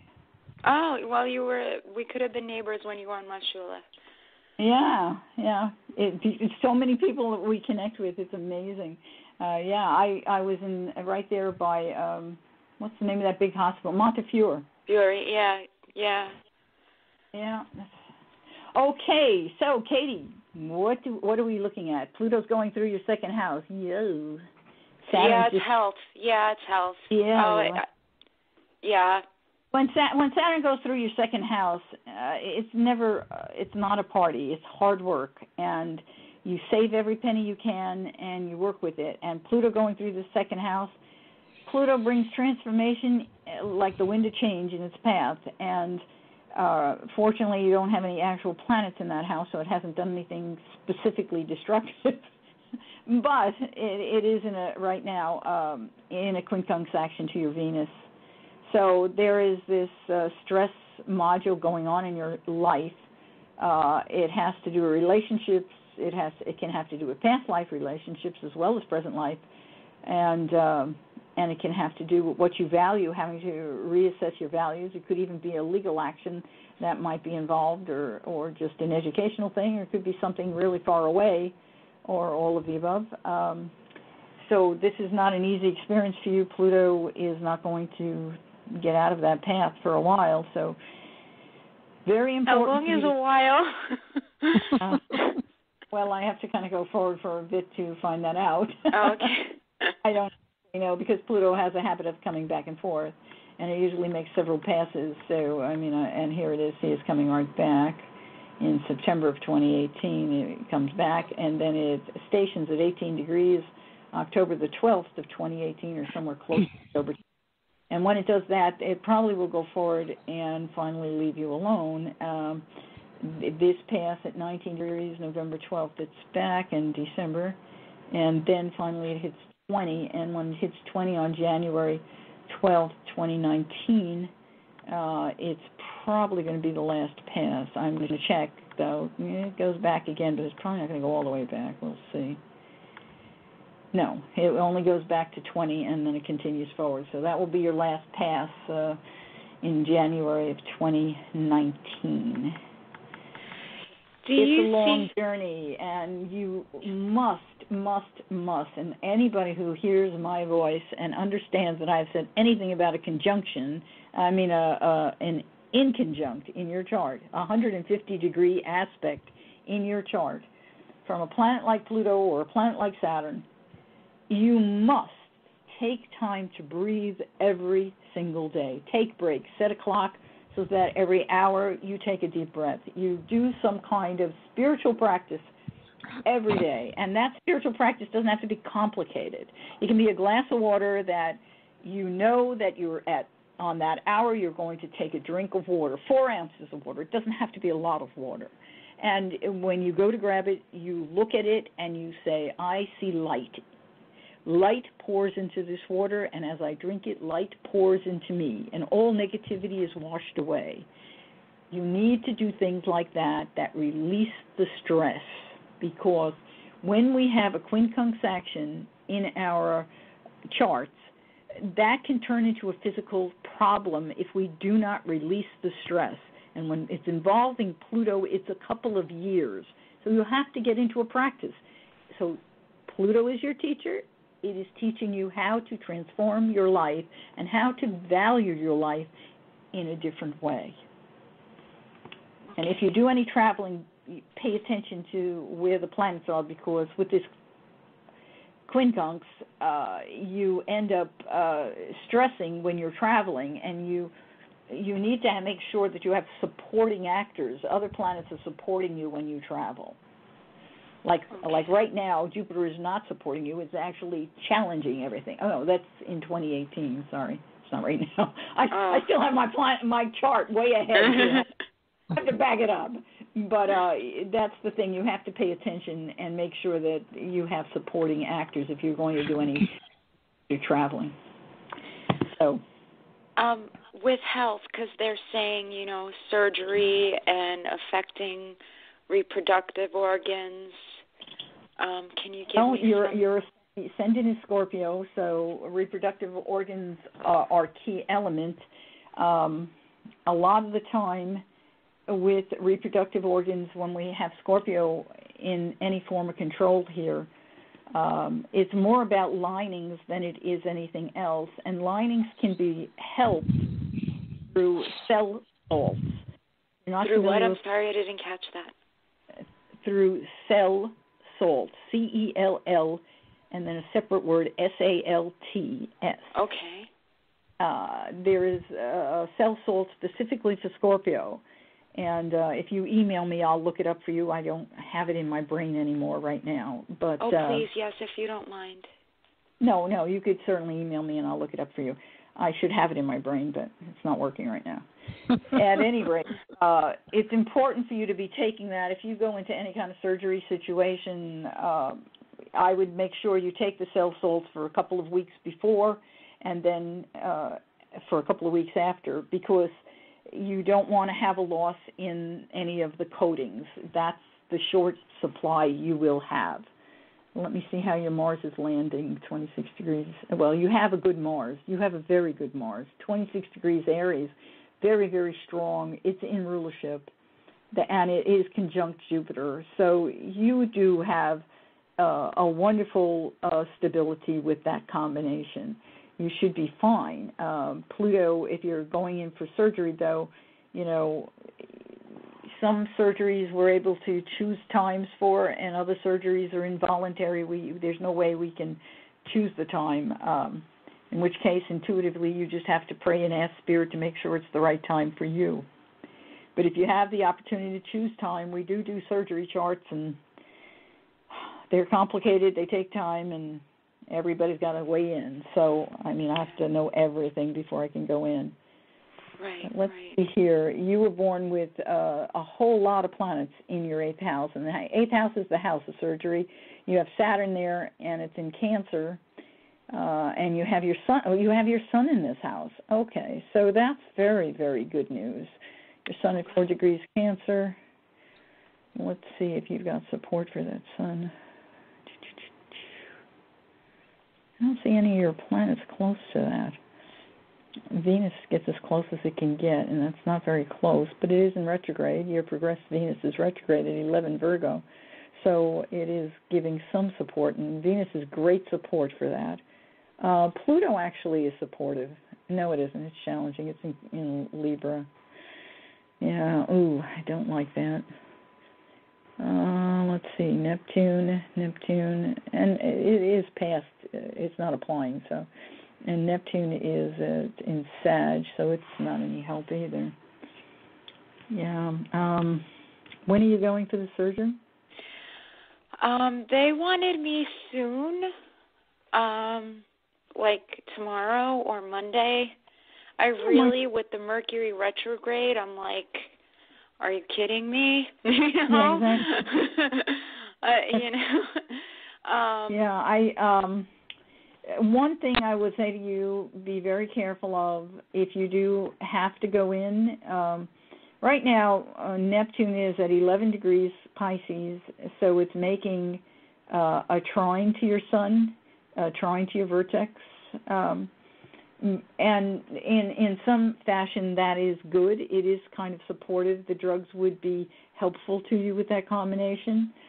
But at the same time, I always am a little leery because your natal Neptune is in a quincunx action to your sun, and Neptune is the anesthesiologist. Okay, and when you have an anesthesiologist and in quincunx like this, you want to make sure that they are on their toes, especially if you have to go in a Mercury retrograde. So you actually make statements to them, okay? You don't just guess and pray. You say, I have some problems when it comes to, and you just say this, okay? Because it's your chart. When you're referring to it, it doesn't have to be any doctor diagnosed it. It's your chart, okay? I have some problems when it comes to anesthesia. So could you be extremely careful and extremely aware when you're giving it to me? Right. And they'll probably say, oh, yeah, I always am. And you'll say, yeah, just I want to hear it from your mouth, okay? I want you to say to me, I will. And by making them take the time to make that promise, I guarantee it's going to help, okay? Yeah, and it seem awkward, but it's your life we're talking about, and awkward or not, just do it, okay? I'd really like to wait until afterwards. Yeah, no, I mean, it doesn't go direct till January the 8th, and you still have a 2-week shadow. That's a long wait if you need to go for surgery sooner. And it doesn't mean the surgery is going to be bad, and it doesn't mean you're going to repeat it, especially if you've had surgery already once before, then this is just a repeat of No, that. I haven't. No, I haven't. This is a new development for me. Okay. Let's see if we've got anybody. I mean, you were born, the sun, having the sun in that house is usually a great thing for anyone who does end up with surgery, because the sun says, I can die and I come back, and I come back quickly. You can't keep dead. So that's a very, very good thing to see. Not to say that you're going to die. I'm just telling you that's right. I have the sun in this house. I'm quite familiar with it. Most the ancients would have put you and me to death, because they would have said that they're not going to live. It's considered a terrible place, but when you understand it, it's not so terrible. Okay, so let's just see if anybody else. Uranus is at 24, and it's on top of Jupiter. Let's see. Your body is ruled by Venus. Let's see if Venus is helpful in any way. You're talking about tomorrow. That's 14 degrees Sag right now. It's quincunx, no help there. Progressed. 11 degrees. It's kind of helpful that Venus is being supportive. It's not a very close orb, but it is being supportive. Tomorrow, the moon will be, right now the moon is in Libra, Tomorrow the moon will still be. What time are you talking about tomorrow? Maybe the moon will be 44. They wanted to do tomorrow, but because this was, pretty much dropped on my lap today, I was walking around in my normalcy state. Yeah. This was kind of like, are you kidding me? That type of thing. So they said, okay, well, how about Monday?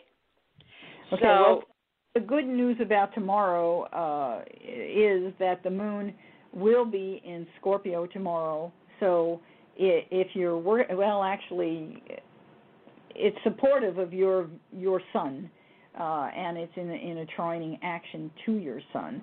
So that would be the good news. The bad news is we usually do not. If it's a reproductive issue, we don't go with a luminary in control of the reproductive cycle. So let's go to Monday. And there's if a new I moon could on wait, Monday. and if there's an alternative, that's what I'd feel more comfortable with. But well, it's better. The moon is in Capricorn on Monday, is opposing your sun, but that's not necessarily a bad thing. The sun and the moon are together, and so are Saturn. They're all in Capricorn on because we're coming to that 20th, aren't we? Son of a banana. Okay, so are you having something taken out or put in? Out. Yeah, new moon is it's not the best for taking out. No, I'd rather wait until the Mercury after the 8th of January. This is the thing. I'm not in any pain. That's why I'm kind of looking at them. I'm like the strongest person I know. I never have a cold. So I'm kind of looking at them like, are you nuts? I'm sorry. I mean, you said Pluto, and I had a friend who had a mom that when she had a Pluto in her chart, that was an aneurysm out of nowhere. Yeah, but that's more than Pluto. That's Pluto and Uranus. You've got to have Uranus active, or Mars at least. It's got to be more than Pluto. Pluto by itself cannot create an aneurysm. Okay. Hey, Katie. Yes. Katie, I think this is something you really need to talk to Michele in depth about. And Yes, I do too. Yes, if I may have that email, I really. Yeah, it's astrology and more. Just write the words out, ANDMORE, at gmail.com. Thank you. Yeah. Thank you so very much. Thank you. God bless you. Be healthy and safe. So prayers to you. And I will, before I go to sleep tonight, I'll do the reconnection on you if I can. I'll send you energy to heal. Maybe you can go in and have them say, oh, my, it's all well. We can. Yes, I believe in that. I accept that. I receive that. Thank you. Yes. Take care. Yes. Thank you. Yes. Bye-bye now. Thank you. Blessings to you both. Thank you. Thank you. Didn't expect one that serious to call in. Well, that's, you just don't know. And, God, my heart goes to her. I want to see her well and whole. And I don't. And one thing. Really, yes? Yeah, I was just going to say you really need a lot more information in order to really give her, yes, the don't benefit of your expertise. That you miss anything when you're doing something that important. Absolutely. Okay, we got to move on here. We've got 239671. Hi, you're on the air. Hi. Thank you for taking my call. I'm enjoying your show. Thank you. My name is Lana. Lana. And, yes. And so my you're birthday, born when, Lana? November 5, 1946. Yes! Finally, somebody who's older. Sorry, go ahead. Yeah, I'm old. And I was born in Chicago at 6:58 a.m. 6:58 a.m. Yes. Chicago. Interesting. We have two Chicagos today. That's interesting. Uh-huh. All right. Let's see what Lana's chart looks like.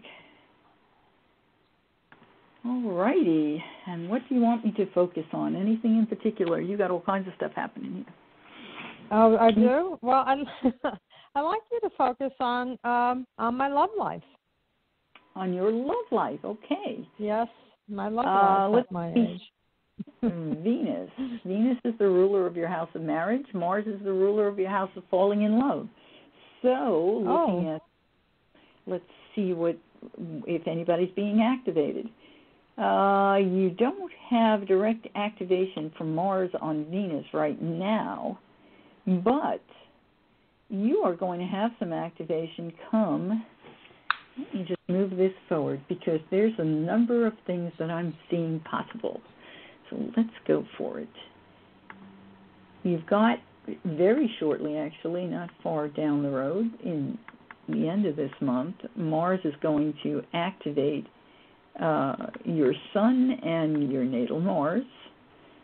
And so there is possibilities because I think that's about a midpoint there. So 1229, that's very close to a midpoint we've got there. So around the 5th of January, if you have any opportunity to go out and meet and greet, you might just meet and greet someone who will be a lovely match for you because you have Mars and Jupiter together working the midpoint between your Sun, your Mars, and your Venus.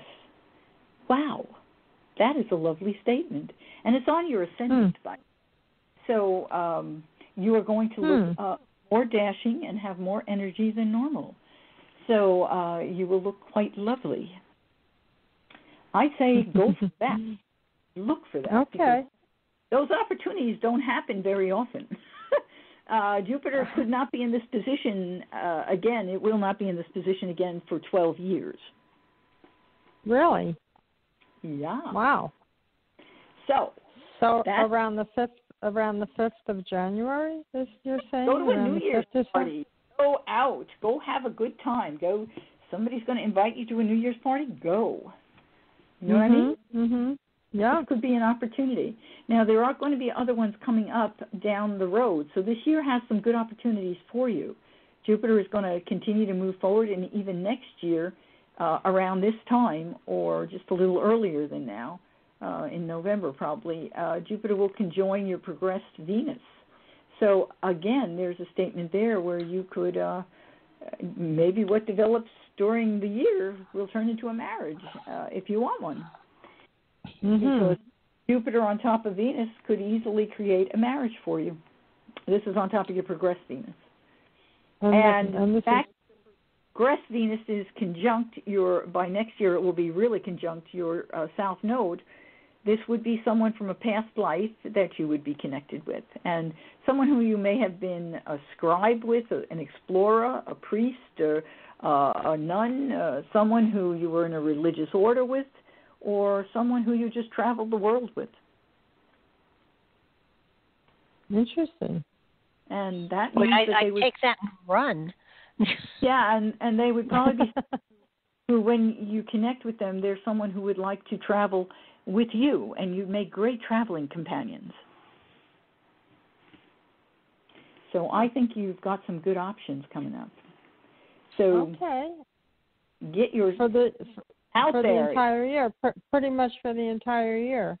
Well, it's a couple of times. There's pockets during the year. This first one is around the 5th of January. Then Jupiter goes forward, then it turns around. I think we said it would probably be close to this time again, either late August, early September. So then again, you'll get another hit then. And then this time next year, around the end of November or the beginning of December, you get still another hit. So, yeah. I see. Yeah. Okay. Get out there because Jupiter does not hand it to you. You have to be out and about for Jupiter to get that opportunity to you. It very rarely, unless all of this were happening in your 4th house, it doesn't come to your home. It doesn't deliver. I see. Okay. Okay. And this is in my 1st house, you said. This is in my 1st house? Your 1st house? Right. Well, this you is have Mars right on the house? You were born with Mars at 29 degrees, right on the ascendant. That's the beginning of the. And you have it in Scorpio, so that's a huge, power. You are a person who has the ability to go the distance. That's a very powerful statement. 29 degrees Scorpio on the ascendant. You will probably live quite a long life because you have stamina. That's driving power. I do. I know you. That is a powerful body. And is I have a body that is powerful. It may not be limber, but it is powerful. All right. Nice. Okay, Lana. Thank you. Thanks for calling. Yeah. We're going to try to squeeze one more in. All right. Thank you. Thank you. Good night now. Bye. Good night. Okay, we are down to 9 minutes. Let's see how fast you can be. We have 347-463. Hi, you're on the air. Hi, thank you for taking my call. My name is Tanika. I didn't catch your name. Tanika? Tanika, okay. Yeah. Okay, and when are you born, Tanika? September the 3rd, 1978. September 3rd, 1978. And what time were you born?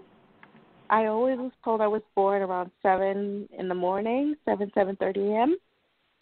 So we'll put 7:15 a.m. in. And where were you born? Kingston, Jamaica. Kingston, Jamaica. I would like to see Jamaica. I've seen it on TV. Okay, let's see here. And let's go to a tri-wheel. And what was it that you wanted to look at? Love life. All righty. Chiron right now is right on top of your south node.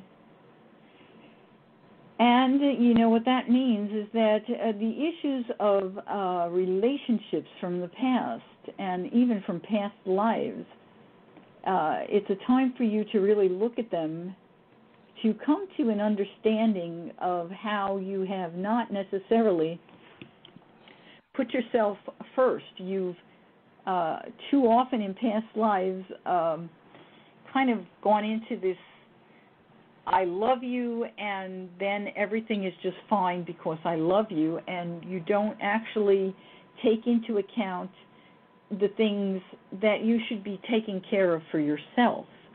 You're not giving yourself all the credit that you deserve, so you get injured as a result of that. Am I making myself clear? Yes. Okay, and so you need to really look at that while Chiron is here, because Chiron's saying this is something we need to heal so that you can have the relationship that you want. Neptune's getting ready to enter this house, which Neptune rules this house, and once Neptune is in here and we get activation from like Jupiter, you will have an opportunity for a relationship, and that is not far down the road. Right now, Jupiter is making a trine to your 7th house cusp. So there could even be something available to you, but that by itself is just not that much. I mean, you usually need at least another signature going on. So let's take a look. But what will be happening not too far, 2 years from now, Jupiter will enter your 5th house. Right now, Pluto is in this house, and Saturn's about to join Pluto, and then Jupiter will join both of them. And this is the house of falling in love. Pluto there, the statement is, I'll fall in love with someone who is a powerful individual. And Saturn moving into that house says, I'll fall in love with a powerful individual who is older than me. And then Jupiter moving into that house says, I'll fall in love with a powerful older individual who will bring me much opportunity and many gifts and joy. That's why we wait for Jupiter, because you don't want to end up in a relationship where you carry responsibilities, as in the case with Saturn by itself. You end up carrying all the responsibilities in a relationship, which you've probably done in past lives because you have always been the good, kind, compassionate one who gets used. Do you understand? Yeah, that's true. You want activation from Jupiter so that you are free of that old pattern. But Chiron is asking you to take a look now and heal this. And the key for us when we have to heal this is to recognize that being compassionate is a good thing. Being loving and seeing the world with rose-colored glasses is a good thing. But when we allow others to use us, we enable their abusive natures. And that is not healthy for us. So we have to learn to say no. And it's not always easy for one who is that compassionate. So you have to learn to say no. And I'll say this for everyone who's listening. When you first get into any relationship, it is the first few things you do that set the entire pace for that relationship. So if you go into a relationship trying to please the other person, you want to dress just right because you think they'll like that, or you agree to go to a sushi bar because they say they like that and you can't stand sushi, you've set a pace that is not the kind of pace you should be setting. Be honest. Say what you mean. Be who you are. And if the relationship falls apart then and there, that is better for you because the one that will come will be the one that is aligned with you. Don't cookie cutter yourself for the person because they're good looking or you don't think you're going to see another one. You'll see another one. That opportunity will come. I hope I made myself clear on that. Yeah, you did. Okay. You got to be strong. Pisces is not strong. Pisces stands in the closet.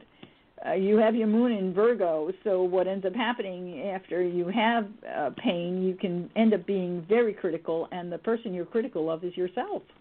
So you pick yourself apart. That's really not good because God sees you as a divine being. You are a divine being. You are all-powerful, all limitless, and totally filled with love. Don't pick yourself apart. What we have to learn to do is we learn from the situations that come into our life, and we have to become stronger in who we are. But criticizing ourselves is self-destruction, and that's not healthy. And I know it's hard for you because you have a lot of planets here in Virgo. You have your sun in Virgo and your moon in Virgo. The luminaries are in Virgo, and Saturn's also in Virgo. Although your Mercury, thank God, is at 22 degrees of Leo. So you have a happy Mercury at least. Virgo is not always happy. Virgo gets so bogged down in the details that it doesn't always see the joy. So practice with your Mercury to laugh.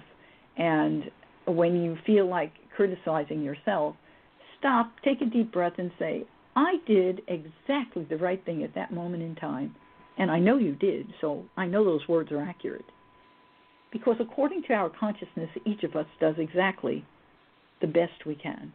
If indeed we open our day every day with the desire to do the best. So just do that, and then you can say, so it was the right thing at that time, no matter how it appeared. And go. You got 1 minute. 1 minute, Michele. Okay, what else do I need to say? Let me see if there's anything else that's important. Is there anything? I'm getting to you, right? You understand that you've got some. Yeah. But you know what your homework is. Do your homework because then what you're going to end up with will be good. Jupiter will not get into that house till the year after next, when it gets into the 5th house. So you got a lot of time to work through it. Doesn't mean things won't come to you. They will. There will be opportunities. Use them to learn from. And if one sticks, so much the better. Okay? Yeah, makes sense. Okay, thanks for calling. Take care of yourself, Tanika. I wish you every blessing. Thank you. Okay, we've got like 47 seconds. I thank you so much, Michele. As always, you've touched so many people, and not only that, but the chat room has benefited from your wisdom as well. So it isn't just the people that called that got the benefit of your wisdom and your experience, but you give great advice, and it's global advice. It's not just specific to the individuals. That's why people like hearing everybody getting readings. But thank you so much, and till next time. We will Till next time, yes, we will be the second Monday of the month in January. So we look forward to seeing everybody then. So until then, good night and happy holidays for those of you that may not see us until next time. And thanks again, Michele. You're welcome. You guys have a great night and a happy holidays to everyone. You too. Bye-bye now. Bye.